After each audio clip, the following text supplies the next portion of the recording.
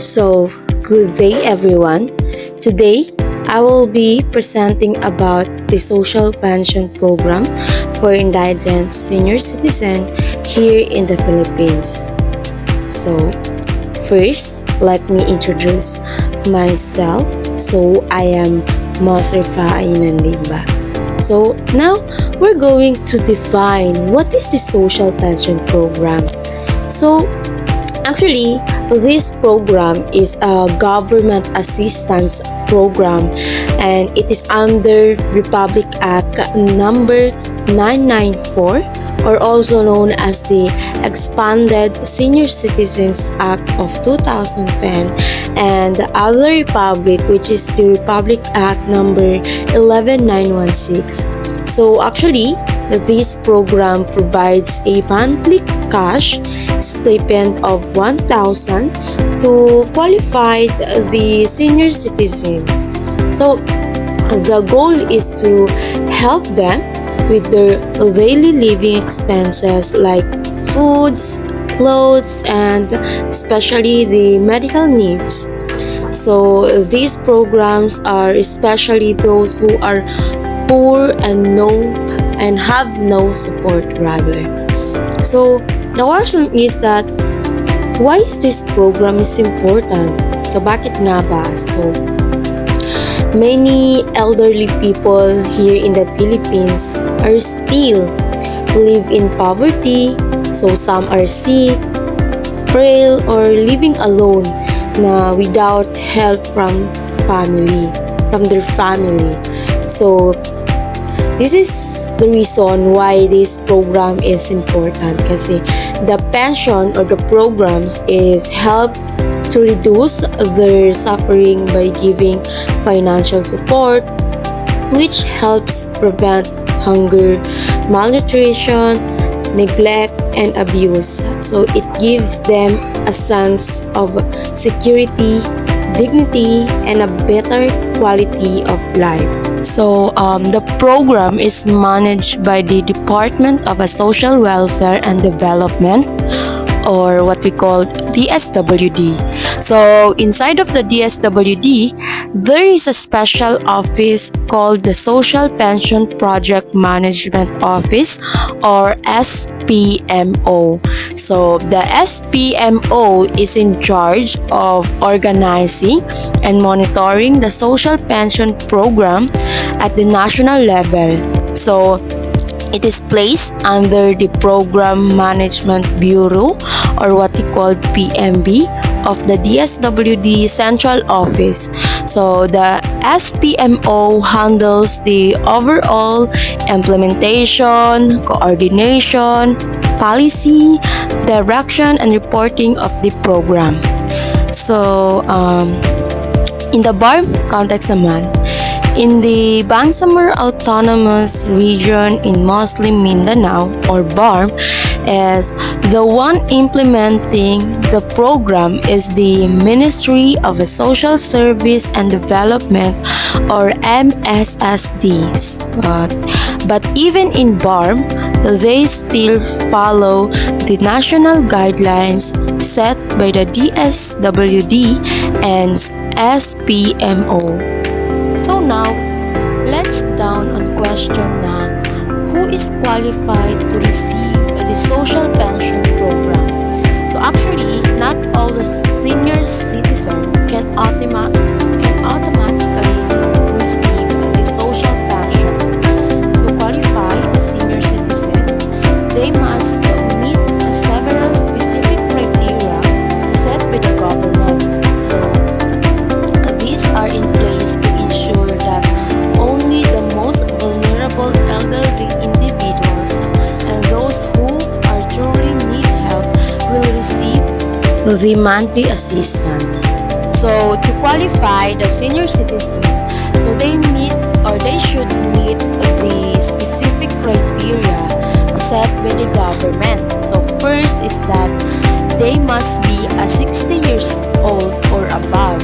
So the applicant must be a Filipino senior citizen and the age is 60 years old or older. So this is the official retirement age in the Philippines.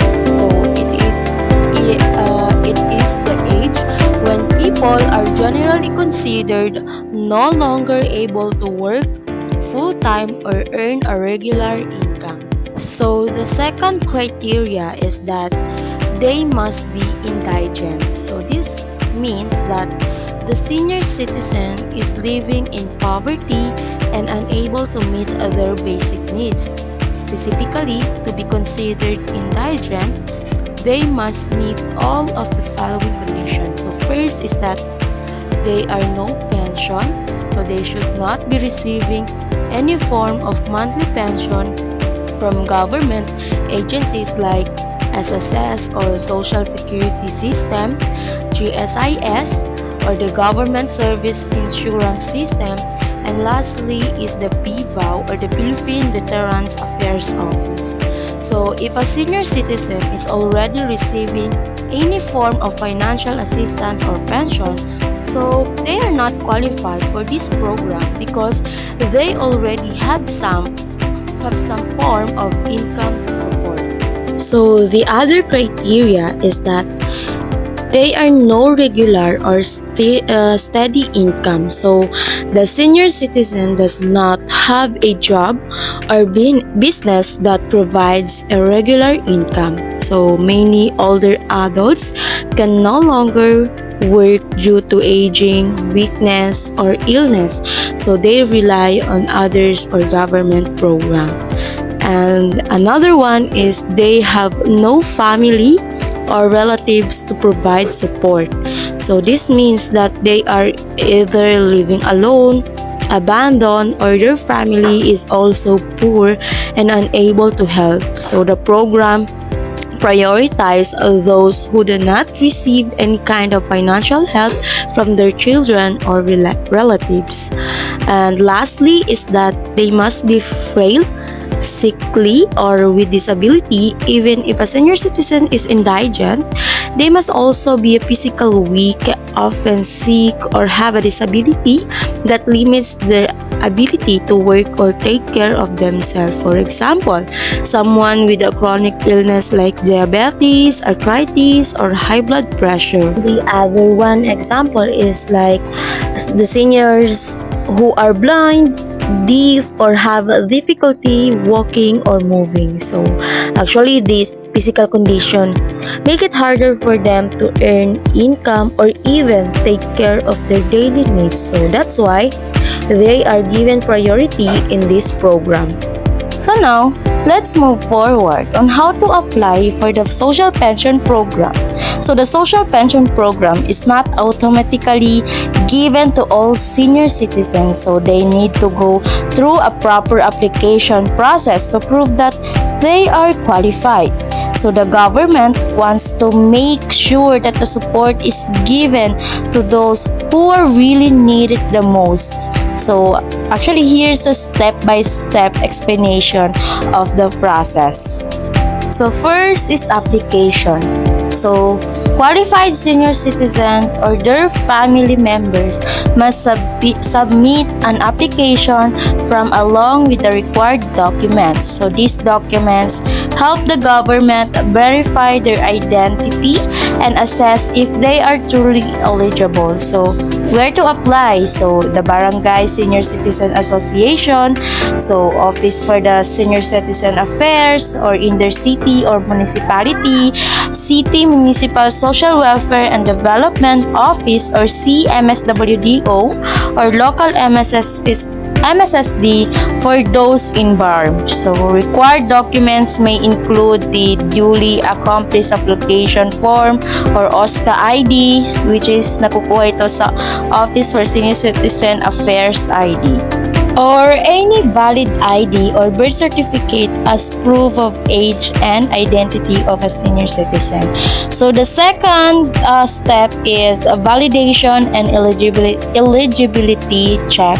So once the application is submitted, the MSSD, which is in the BARM or DSWD in other regions, together with local partners like OSCA and LGUs, will verify the information provided. So this process include like home visit or interviews to check the application living condition.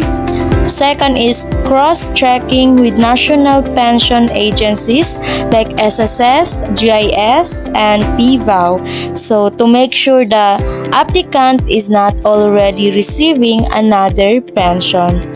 And the third one is that confirming that the senior citizen is indigent and meets all the application or qualification, which is no income, no family, or no support. So the third step is notification and orientation. So if the applicant is found to be eligible, so the OSCA or head or local social worker will notify the beneficiary that they have been approved.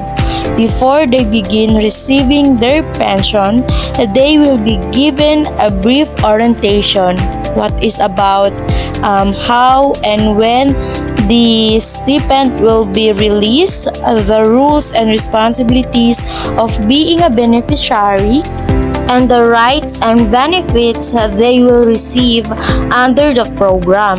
So the step 4 is receiving the stipend or the payout. So once enrolled, the senior citizen will receive their 1,000 monthly stipend, which may be released every quarter or 3,000 every 3 months at design payout venues such as barangay halls or municipal offices, and door-to-door delivery for bedridden or disabled senior. So through cash cards or ATMs if available in their area. So to claim the stipend, the beneficiary must present their valid ID like the OSCA ID during payout. So, if the senior is unable to claim kasi may mga ganitong situation, so they need an authorized representatives. So, if the senior is sick, bedridden, or unable to personally go to the payout site, they may assign a trusted representative to claim on their behalf. So, this representative must be one of their nearest. It can be their spouse, their child, or their sibling.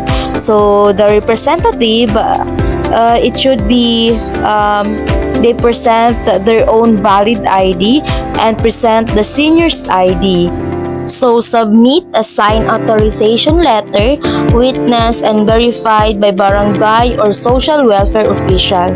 So this ensures that the stipend will reaches the beneficiary even if they can physically claim it. So posthumous claims or if the senior passes away, kasi may mga ganitong situation din na if a beneficiary passes away during a semester, so their family can still claim the unclaimed pension for that semester. So to do this, the family must submit death certification of the deceased senior, valid ID of the nearest kin, and waiver or release of a liability form. So this is done to ensure that even if the seniors dies, the remaining benefits are not wasted and can help their family cover the funeral or basic expenses. So as for another information, so here is Miss Aizamido to clarify everything.